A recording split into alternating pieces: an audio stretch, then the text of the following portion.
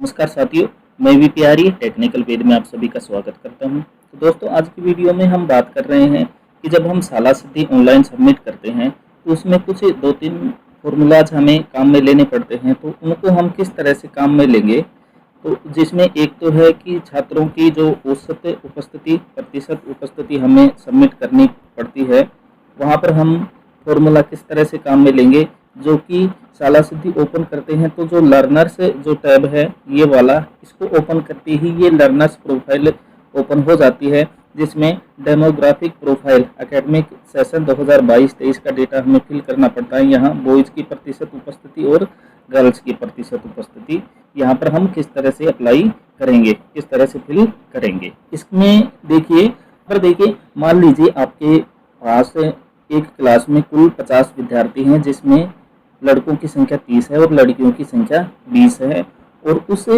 Session में आपके पास कुल 220 कार्य दिवस हैं। तो हम लड़कों की प्रतिशत उपस्थिति और लड़कियों की प्रतिशत उपस्थिति किस तरह से निकालेंगे। तो मान लीजिए कि जैसे 30 लड़के हैं आपकी कक्षा में, 50 में से 30 लड़के हैं और 30 लड़के प्रतिदिन 22 लड़के आपकी कक्षा में उपस्थित रहते हैं।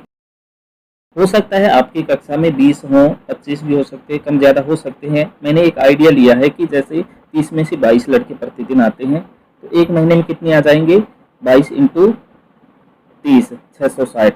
और इस तरह से जैसे एक दिन में 22 स्टूडेंट आ रहे हैं, लड़के आ रहे हैं, तो 220 दिन में कितनी उपस्थिति हो जाएगी उनकी टोटल, 22 इंटू 220, ये हो गई 4840। अब इसका प्रतिशत किस तरह से निकालेंगे, तो कुल उपस्थिति 4840 आ जाएगी, कुल छात्र अपने पास 30 है और कुल कार्य दिवस अपने पास 220 है, और इसको मल्टीप्लाई कर देना है 100 से। किस तरह से, नीचे देखिए, यहाँ पर देखिए कुल उपस्थिति 4840 हमारी थी, टोटल छात्र हमारे पास 30 थे, टोटल कार्य दिवस 220 और उसको गुणा करना है 100 से।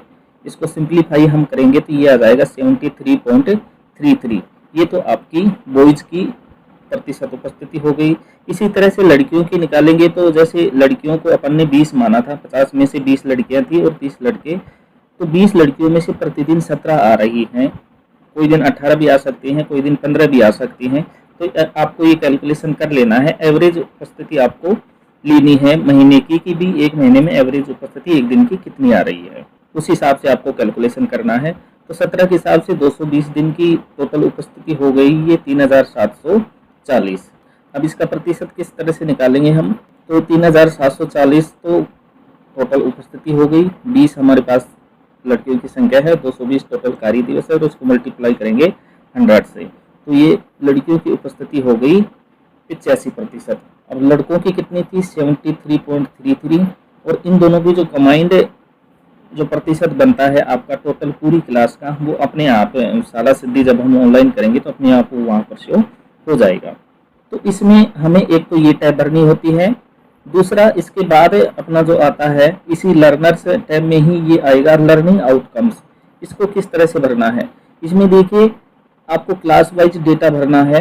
किस तरह से भरना है, प्रतिशत छात्र आपको भरने हैं कि 33% से कम अंक प्राप्त करने वाले छात्र कितने हैं, 33 और 40 के बीच में अंक प्राप्त करने वाले प्रतिशत छात्र कितने हैं, छात्रों की संख्या नहीं, प्रतिशत छात्र कितने हैं, 41 से 50 के बीच में अंक प्राप्त करने वाले प्रतिशत छात्र कितने हैं, 51 से 60 के बीच में अंक प्राप्त करने वाले छात्र का प्रतिशत कितना है। तो इसको किस तरह से निकालेंगे हम, तो नीचे देखिए एक फॉर्मूला बनाया है मैंने।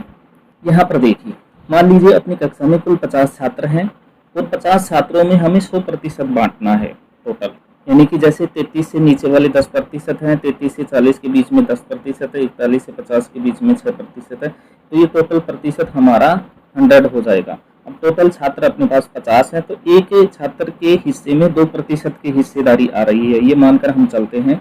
एक कक्षा में जैसे 50 छात्र हैं तो 50 छात्रों में से प्रत्येक की हिस्सेदारी 2% की रहेगी। अब मान लीजिए 33 से कम अंक प्राप्त करने वाले 5 छात्र हैं।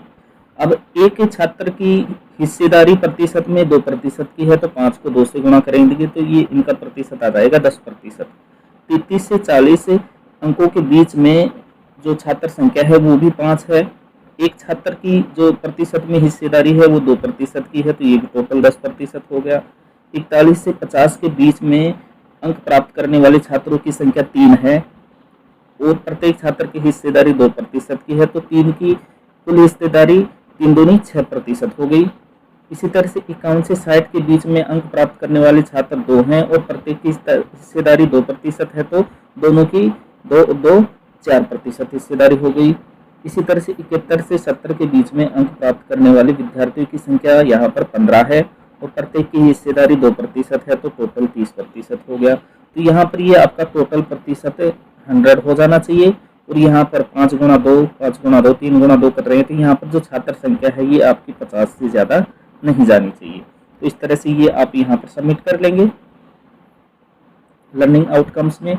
इसके बाद में एक परफॉर्मेंस की सब्जेक्ट का टैब और खुलता है, पीएस स्कूलों में ये नहीं खुलेगा और इससे ऊपर यूपीएस सेकेंडरी और सीनियर सेकेंडरी स्कूलों में ये ओपन होगा। इसमें अपने को सब्जेक्ट वाइज डेटा फिल करना है, जैसे हिंदी में ए ग्रेड प्राप्त करने वाले छात्रों का प्रतिशत, बी ग्रेड प्राप्त करने वाले छात्रों का प्रतिशत, सी ग्रेड प्राप्त करने वाले छात्रों का प्रतिशत, इस तरह से ये भरना है आपको। तो इसको किस तरह से करेंगे, तो सेम उसी तरह से जैसे मान लीजिए जैसे ही मैंने ये बना रखा है यहाँ पर परफॉर्मेंस की सब्जेक्ट 2021-22 का डेटा इसमें फिल करना है। जैसे इंग्लिश सब्जेक्ट में टोटल स्टूडेंट अपनी क्लास में 40 है, 40 में से ए ग्रेड प्राप्त करने वाले छात्र 20 है, तो आप सीधा सीधा अनुमान लगाइए कि 40 में से आधे छात्रों ने ए ग्रेड प्राप्त की है, तो उनका प्रतिशत 50% हो गया। अब देखिए 40 छात्र हैं तो प्रत्येक की हिस्सेदारी कितनी आएगी, 100/40, प्रत्येक की हिस्सेदारी 2.5% आएगी और 20 को 2.5 से गुना करेंगे तो अपन ये 50% आ जाएगा।